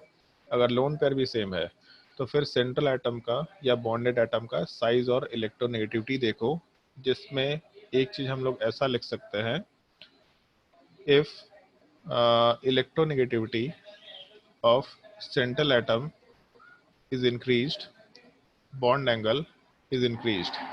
सेंट्रल एटम का इलेक्ट्रोनेगेटिविटी बढ़ेगा तो रिपल्शन का फैक्टर बॉन्ड पेयर में बढ़ेगा, मतलब बॉन्ड एंगल इंक्रीज करेगा। और दूसरे वाले केस में if electronegativity of bonded atom is increased, तब उस केस में जो बॉन्ड एंगल वाला पार्ट है वो डिक्रीज करेगा। अगर बॉन्डेड एटम का इलेक्ट्रोनेगेटिविटी बढ़ेगा तो उस केस में बॉन्ड पेयर रिपल्शन घटेगा और बॉन्ड एंगल वाला पार्ट आराम से ज़्यादा डिक्रीज किया जा सकता है। तो ये तीन रूल्स का थोड़ा ध्यान रखना है। हाइब्रिडाइजेशन चेक करो, हाइब्रिडाइजेशन वाला पार्ट डिफरेंट है, काम बहुत आसान है। अगर हाइब्रिडाइजेशन सेम है तब उस केस में काम थोड़ा डिफिकल्ट होके आएगा। फिर उसके बाद नेक्स्ट वाले केस में गए, अगर हाइब्रिडाइजेशन वाला पार्ट चेंज हुआ तो सॉरी हाइब्रिडाइजेशन सेम हुआ तो लोन पेयर चेक करो। अगर लोन पेयर ज़्यादा है तो बॉन्ड एंगल कम होगा, और अगर लोन पेयर भी सेम है तो उस केस में साइज या इलेक्ट्रोनेगेटिविटी देखो। अब इसमें साइज का फैक्टर जब देखेंगे तो बस हम हिंट दे रहे हैं, सोच के एक बार देखना।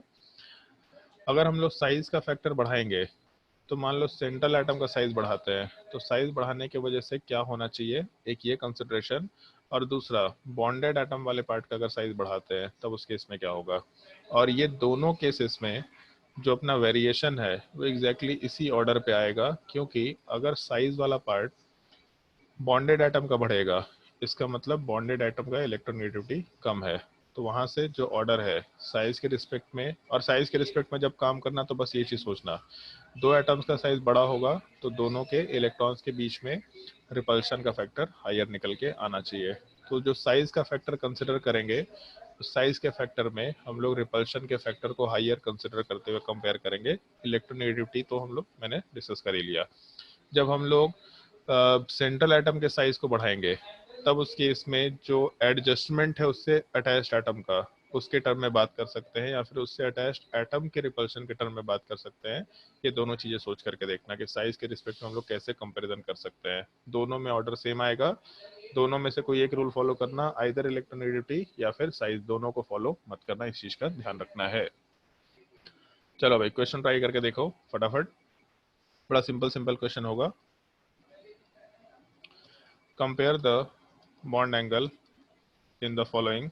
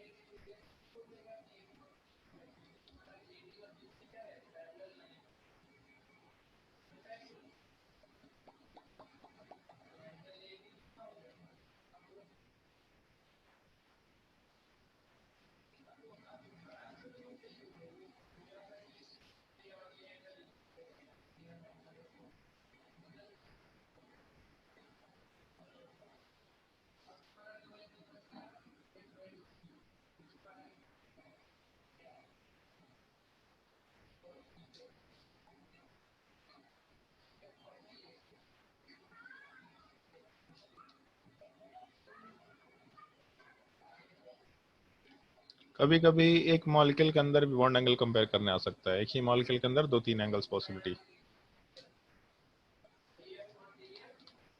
यहाँ कार्बन ले लेते ज्यादा बेटर होगा।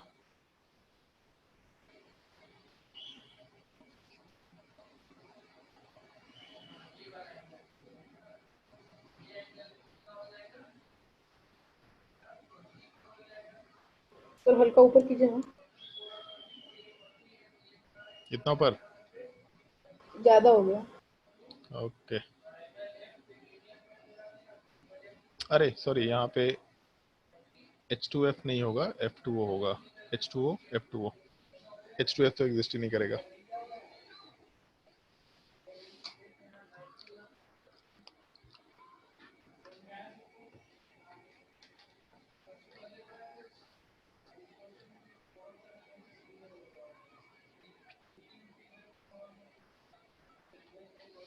तुम लोगों को रेजोनेंस रेजोनेंस का आइडिया दिया था ना, रेजोनेंस हाइब्रिड का।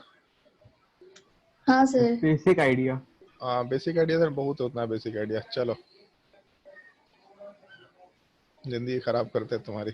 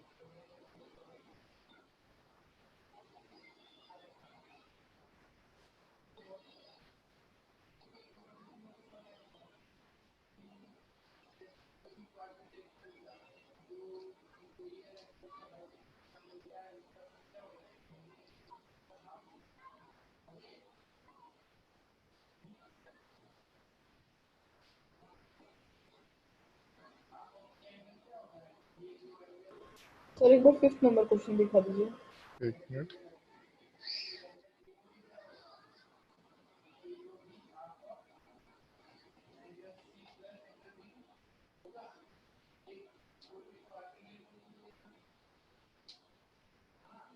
हो गया सर।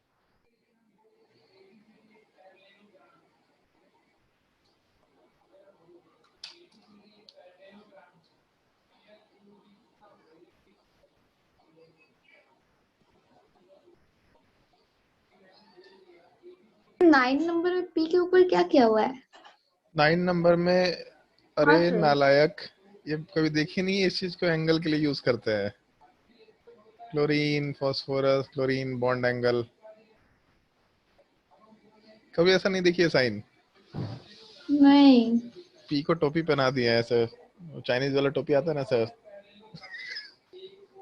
फिजिक्स में देखे थे। अरे वो तो आई कैप जे कैप होता है ना, तो कैप ही तो टोपी है बेसिकली, लेकिन बॉन्ड एंगल के लिए उसको यूज करते हैं।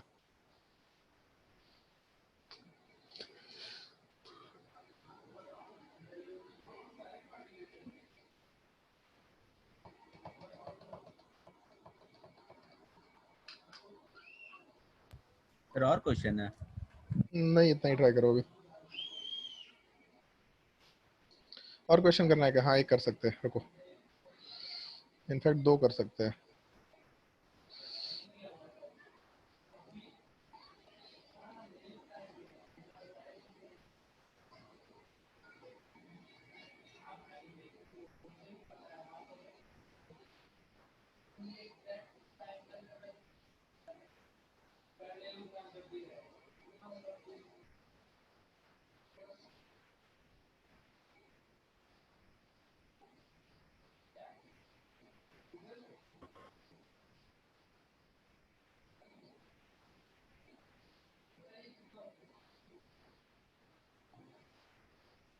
चलो सारे क्वेश्चन ट्राई करो।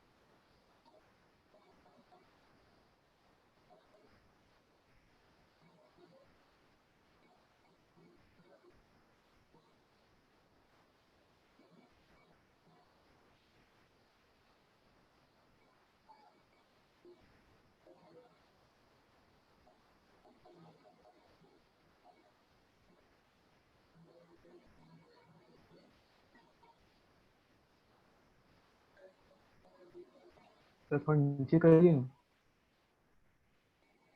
ये ओके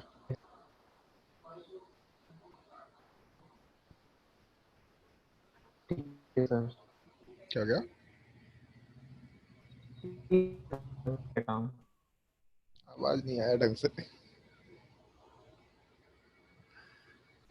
चलो ठीक ट्राई करो। है सर, ऊपर कर लीजिए, काम हो गया। नहीं नहीं ठीक है, मुझे कुछ करना नहीं था।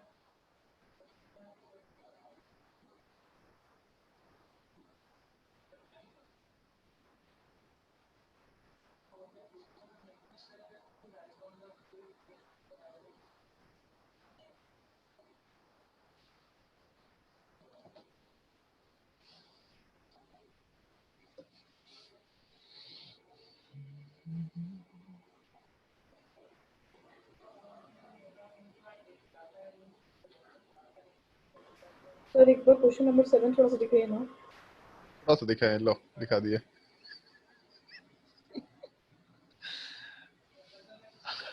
काम हो गया था ऐसे। थोड़ा सा देख के क्या कर लेगा उसमें। आधा बनाया था, आधा बनाना भूल गया था। सर बताइए अब। चलो ठीक है बताते हैं। चलो भाई पहले वाले केस में ध्यान देते हैं।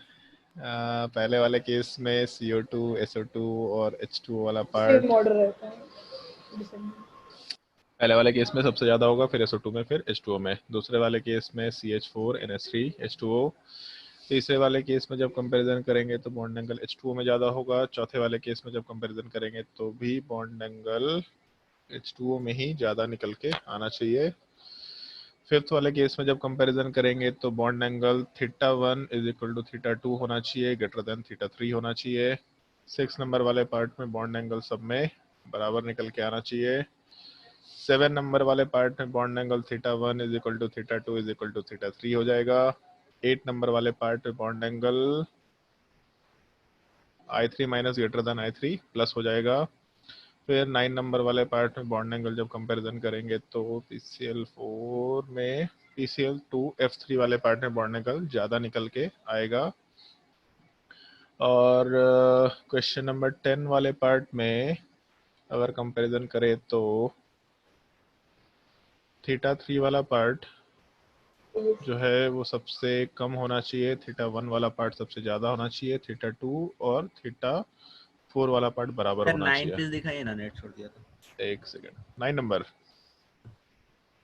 नंबर वाले पार्ट में। ठीक है। वैसे 9 नंबर में सवाल बहुत अच्छा तो नहीं है, मतलब 120 डिग्री होने की वजह से एक्चुअली बॉन्ड एंगल ज़्यादा है, प्रॉब्लम इसमें है, इसमें एंगल और कम हो ही नहीं सकता था। खैर जब हम लोग इसको कंपेयर करेंगे तो थीटा 1 वाला जो पार्ट है वो सबसे हाईयर एंगल होना चाहिए, फिर उसके बाद थीटा 3 सबसे लास्ट होना चाहिए, थीटा 2 और थीटा 4 बराबर होगा, ये कंसिडरेशन लेके चल सकते हैं। और 11 नंबर वाले पार्ट में चारों बराबर होगा।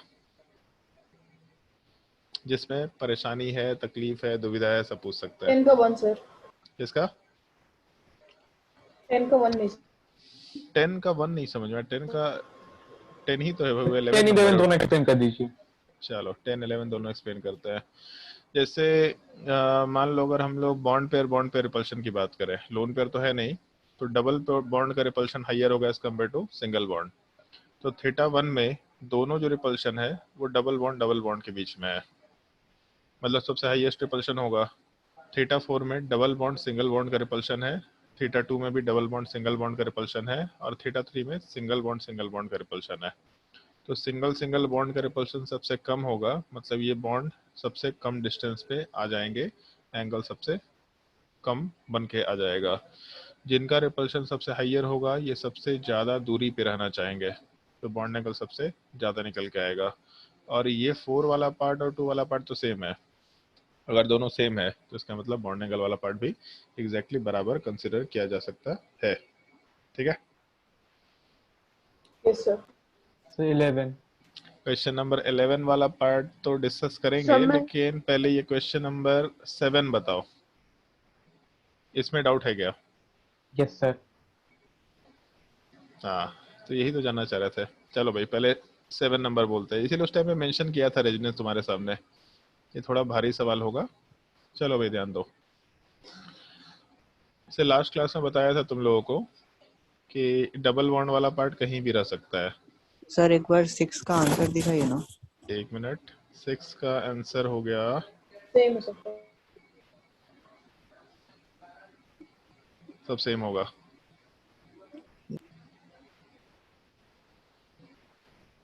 चलो 7 वाले पार्ट पे आते हैं। तो इस केस में जो अपना डबल बॉन्ड है वो कहीं भी घूम सकता है, तो जब कहीं भी घूमेगा तो बताया था तुम लोगों को कि जो बॉन्ड ऑर्डर है वो हम लोग डबल बॉन्ड यहाँ है कि यहाँ है कि यहाँ है, तो तीनों में से कहीं नहीं है। बेसिकली सारे कार्बन ऑक्सीजन के बीच में एक एक बॉन्ड है, उसके अलावा हर जगह पे हम लोग का डबल बॉन्ड वाले पार्ट का मतलब बेसिकली एक पाई बॉन्ड 3 जगह है, तो हर जगह 1/3 1/3 1/3 है, मतलब हर जगह हम लोग पार्शियल बॉन्ड वाले पार्ट की बात कर सकते हैं। और 2 नेगेटिव चार्ज है ओवरऑल, 3 ऑक्सीजन पे जा रहा बार बार, तो 2 नेगेटिव चार्ज 3 ऑक्सीजन पे जाना है, मतलब हर जगह -2/3 -2/3 -2/3 है। तो किसी भी रिपल्शन के फैक्टर में कोई डिफरेंस है क्या? No sir. अगर डिफरेंस नहीं है तो सारे के सारे एंगल एग्जैक्टली बराबर निकल के आने चाहिए, तो इसमें सारे एंगल बराबर हो जाएंगे। तो अगर ढंग से देखो क्वेश्चन नंबर 11, तो इस केस में इसका स्ट्रक्चर भी बनाते हैं SO42-। SO42- में S के साथ डबल बॉन्ड ऑक्सीजन दे रखा था, जानबूझ के ऐसा स्ट्रक्चर दिए थे ताकि कंफ्यूजन बढ़े। इसका ये भी तो स्ट्रक्चर हो सकता है, ये भी एक पॉसिबिलिटी हो सकता है, इसका ये भी स्ट्रक्चर हो सकता है, सॉरी इसका ये भी एक स्ट्रक्चर कंसिडर कर सकते हैं, और भी पॉसिबिलिटी लेके चल सकते हैं। जो डबल बॉन्ड है ये ऊपर रहे ही ना, कहीं और चले जाए, ये भी स्ट्रक्चर हो सकता है। सिमिलर टाइप से ऐसा भी स्ट्रक्चर लेकर के चल सकते हैं, तो उसके बाद ये भी स्ट्रक्चर कंसिडर किया जा सकता है। सर है कितना ऐसा स्ट्रक्चर्स? वो स्ट्रक्चर बनाना तुम लोग को बाद में सीखा, वैसे खुद से भी सोच के देख सकते हैं यार। 2 पाई बॉन्ड है और कितने जगह पे जाना है? 4। 2 पाई बॉन्ड है, 4 पोजीशन अवेलेबल है, 6 तो क्या हो जाएगा? 6 तो 4C2 ऐसा ही लिखेंगे ना, यस सर। 6। तो इस केस में 6 स्ट्रक्चर बन गया। तो सब में डिफरेंस किस चीज़ का है, कोई दिक्कत नहीं है। डबल बॉन्ड कभी यहाँ रहेगा, कभी यहाँ रहेगा, कभी यहाँ रहेगा, मतलब 2 पाई बॉन्ड है, 4 जगह पे इक्वली डिस्ट्रीब्यूट हो रहा है। अगर 4 जगह पे इक्वली डिस्ट्रीब्यूट हो रहा है तो बेसिकली जो सारे ऑक्सीजन्स हैं वो तो जैसे हैं वैसे ही रह जाएंगे। 2 पाई बॉन्ड 4 जगह जा रहा, इसका मतलब हाफ पार्ट हर जगह जा रहा। तो यहाँ पे bond order 1.5, 1.5, 1.5, 1.5, 2 negative charge 4 oxygen में, इसका तो मतलब हर 0.5 जगह पे। अबे नालायक, ये एक बॉन्ड पहले से नहीं है। ओके। तो इस केस में -12, -12, -12 और लास्ट वाले केस में भी -12 कंसिडर करके चल सकते हैं। तो सारे के सारे पार्ट में रिपल्शन का फैक्टर एग्जैक्टली सेम होगा। तो इस केस में θ1 = θ2 = θ3 = θ4। खैर चलो बॉन्ड एंगल हम पहले ही कंपेयर कर लेंगे, तुम लोग इतना तो समझ में आ गया। तो जैसे मान लो O3 मॉलिक्यूल था, एक क्वेश्चन दे रखा था ना, O3 में बॉन्ड एंगल कंपेयर करना है H2O2 में, O2 में और O3 में। तो H2O2 बॉन्ड ऑर्डर कितना है यहाँ पे 1, O2 बॉन्ड ऑर्डर कितना है यहाँ पे 2, एंड जब O3 लेके चलेंगे तो O3 का स्ट्रक्चर कुछ ऐसा होता है, एक कोऑर्डिनेट बॉन्ड ऑक्सीजन। और बचपन में ये चीज़ बताया था, बचपन मतलब केमिकल बॉन्डिंग के बचपन में ये चीज़ बताया था, यहाँ पे प्लस और माइनस स्ट्रक्चर एग्जिस्ट करता है। जो लोन पे डोनेट करता है उस पे प्लस, जिस पे एक्सेप्ट करेंगे उस पे माइनस। तो ये स्ट्रक्चर सही है कि ये स्ट्रक्चर सही है, कि दोनों में से कोई दिक्कत नहीं है? दोनों में से कोई दिक्कत नहीं होना चाहिए, दोनों में कोई वेरिएशन नहीं है। तो इस केस में ये दोनों के दोनों रेजोनेटिंग स्ट्रक्चर्स हैं, तो हम लोग इसका रेजोनेंस हाइब्रिड बना सकते हैं। एक पाई बॉन्ड 2 जगह जा रहा, इसका मतलब हर Half. जगह हाफ हाफ जा रहा। तो इसका बॉन्ड ऑर्डर कितना होना चाहिए 1.5. 1.5। तो H2O2 में बॉन्ड ऑर्डर 1, O2 में बॉन्ड ऑर्डर 2 और O3 वाले पार्ट में बॉन्ड ऑर्डर 1.5। तो सबसे ज़्यादा लंबा बॉन्ड लेंथ H2O2 में होगा ऑक्सीजन ऑक्सीजन का, फिर O3 में होगा ऑक्सीजन ऑक्सीजन का, फिर O2 वाले पार्ट में होगा। ऐसा कंसिडर करते हुए काम कर सकते हैं। समझ आया रेजोनेंस का बेसिक कंसेप्ट जो हम लोग को यूज करना है कंसेप्ट में? Yes, sir. Yes sir. ये क्वेश्चन समझ में आया सबको? SO42 minus. Yes sir. Yes sir. अगर कोई डाउट है आप ऊपर किसी क्वेश्चन में तो फिर से पूछ सकते हैं। सर 6 का सबका एंगल इसलिए सेम है क्योंकि सबका हाइब्रिडाइजेशन सेम। हाइब्रिडाइजेशन सेम और लोन पेयर नहीं है, तो सबका शेप क्या है? ट्रायगोनल, ये प्लानर स्ट्रक्चर, ट्रायंगुलर प्लानर। तो सब में बोरोन के रिस्पेक्ट में यही बॉन्ड है। बस यहाँ फ्लोरीन हो गया तो तीनों का रिपल्शन बराबर है। जब तीनों क्लोरीन होता तो भी तीनों का रिपल्शन बराबर है, जब तीनों ब्रोमीन होता तो भी तीनों का रिपल्शन बराबर है। तो एंगल बराबर ही रहेगा, है कि नहीं? हाँ सर। समझ आया सबको ये पार्ट? Yes, sir. मजेदार टॉपिक था ये थोड़ा। Yes, sir. चलो एक सवाल ट्राई करके देखना नेक्स्ट क्लास के लिए। NO2 प्लस, NO2 माइनस और NO2, इन तीनों का बॉन्ड एंगल सोच के देखना क्या ऑर्डर होगा। बहुत सिंपल सा सवाल है, सोच करके देखना। ये तो Next class. क्वेश्चन में भी था, होमवर्क। होमवर्क में था बॉन्ड एंगल? हाँ सर, एक क्वेश्चन था तो ऐसा। अच्छा तो चलो ठीक है, अभी के लिए छोड़ सकते हैं, कोई दिक्कत नहीं। अच्छा हाँ, एक क्वेश्चन में था ना जहाँ बॉन्ड एंगल बोले थे, अभी छोड़ देना, अब कंपैरिजन कर लेना, ठीक है? अब आराम से कंपैरिजन कर लेना। तो हम लोग नेक्स्ट क्लास में डाइपोल मोमेंट शुरू कर सकते हैं। डाइपोल मोमेंट भी इंटरेस्टिंग टाइप का टॉपिक है। और वहाँ पे जो पोलर सब कंपाउंड होते हैं, जैसे बचपन से सुनते आ रहे हैं, like dissolve like, polar solute में पोलर सॉल्वेंट डिजॉल्व करता है, सॉरी पोलर सॉल्वेंट में पोलर सॉल्यूट डिजॉल्व करता है। तो पोलैरिटी क्या होता है, डाइपोल मोमेंट क्या होता है, सॉलिबिलिटी कैसे बढ़ता है घटता है, क्या इंटरेक्शन होता है, वो नेक्स्ट क्लास में डिस्कस करेंगे। फिर हाइड्रोजन बॉन्डिंग वाला पार्ट आराम से डिस्कस कर लेंगे। चलो भाई।